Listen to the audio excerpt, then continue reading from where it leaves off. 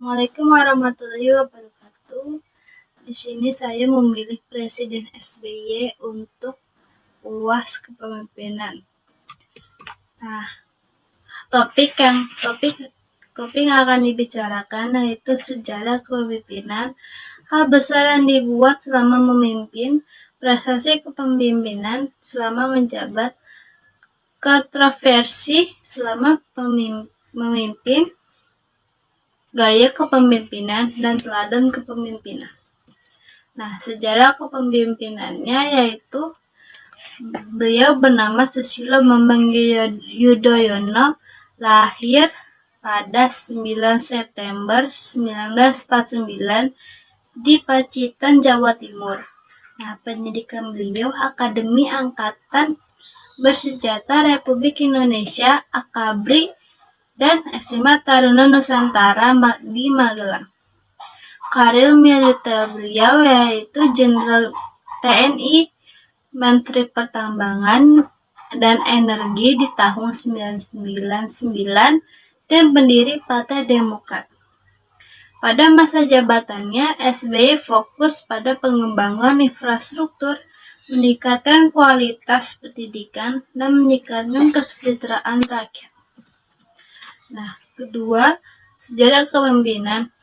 Nah, beliau terpilih menjadi presiden di tahun 2004 dengan memenangkan suara 60,8 suara dan menjadi presiden pertama yang dipilih secara langsung oleh rakyat. Nah, kedua, Presiden SBY ini terpilih di tahun 2009 dengan memenangkan suara sebesar 60,8 suara dan beliau memperpanjang masa jabatan untuk periode kedua. Wakil presiden beliau yaitu Muhammad Yusuf Kalla di tahun 2004 hingga 2009 dan Budiono di tahun 2009 hingga 2014. Hal besar apa yang dibuat selama memimpin beliau? Itu ada 4. Pengembangan ekonomi, pengembangan infrastruktur, pengembangan sumber daya manusia, dan pengembangan kesehatan. Pertama, pengembangan ekonomi, yaitu beliau meningkatkan pertumbuhan ekonomi, meningkatkan investasi domestik dan asing. Kedua, ada pengembangan infrastruktur. Beliau meningkatkan infrastruktur seperti jalan, jembatan, dan fasilitas umum. Nah, ketiga, ada sumber daya manusia. Beliau meningkatkan pendidikan pelatihan serta meningkatkan kualitas sumber daya manusia. Pengembangan kesehatan, terakhir ada pengembangan kesehatan, yaitu beliau meningkatkan akses kesehatan dan meningkatkan fasilitas kesehatan. Terakhir juga meningkatkan kualitas pelayanan kesehatan. Nah, keempat, ada prestasi kepemimpinan, yaitu ada 3. Penghapus keterbelakangan, pengembangan ekonomi, dan penghapus korupsi. Nah, di sini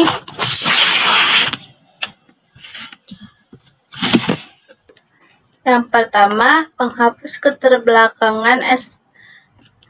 Beliau berhasil meningkatkan kualitas hidup masyarakat Indonesia dengan mengembangkan infrastruktur, meningkatkan pendidikan, dan juga meningkatkan kesejahteraan rakyat.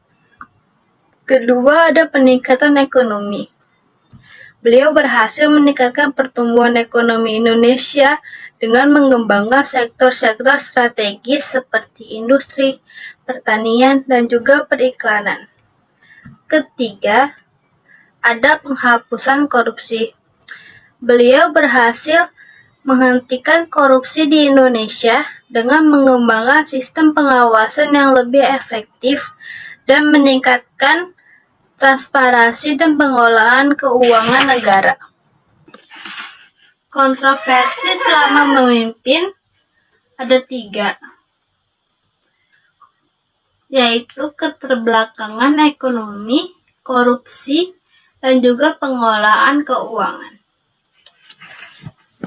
Nah, keterbelakangan ekonomi yaitu SBY dikencam karena tidak mampu meningkatkan pertumbuhan ekonomi Indonesia, sehingga masyarakat Indonesia masih mengalami keterbelakangan.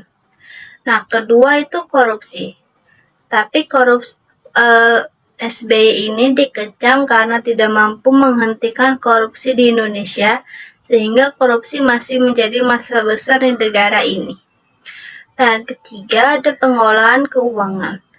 SBY dikecam karena tidak mampu mengelola keuangan dengan baik, sehingga Indonesia mengalami defisit anggaran. Gaya kepemimpinan SBY ada 3, yaitu keterbukaan, keterlibatan, dan juga keterbukaan informasi. Nah, yang pertama keterbukaan. SBY ini dikenal dengan keterbukaannya dalam berkomunikasi dengan masyarakat dan meningkatkan transparansi dalam pengelolaan keuangan negara. Kedua ada SBY. Kedua ada keterlibatan. Nah, SBY ini dikenal dengan keterlibatannya dalam berbagai program sosial dan meningkatkan kualitas hidup masyarakat di Indonesia. Nah, ketiga ada keterbukaan informasi. SBY ini dikenal dengan keterbukaannya dalam berbagi informasi dan meningkatkan transparansi dalam pengelolaan keuangan negara. Ketujuh itu ada teladan kepemimpinan atau terakhir ini ada keteladanan kepemimpinan. Nah, keteladanan kepemimpinan beliau ini ada 4.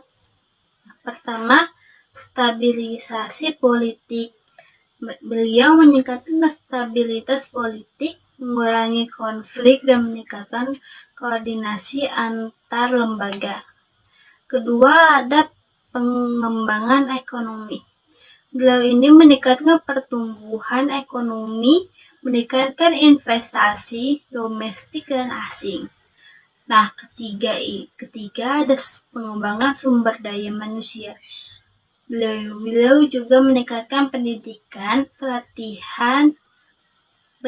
dan pelatihan serta meningkatkan kualitas sumber daya manusia. Keempat, ada pengembangan kesehatan. Nah, meningkatkan akses kesehatan.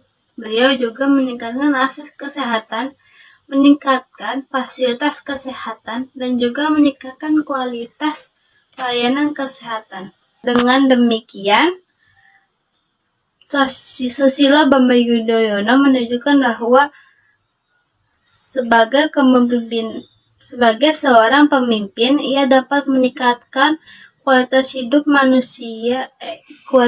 masyarakat dalam meningkatkan pertumbuhan ekonomi dan meningkatkan transparansi dalam pengelolaan keuangan negara. Namun, ia juga menghadapi beberapa kontroversi dan kritik dari masyarakat Indonesia. Sekian dari saya, kurang lebihnya mohon maaf. Wassalamualaikum warahmatullahi wabarakatuh.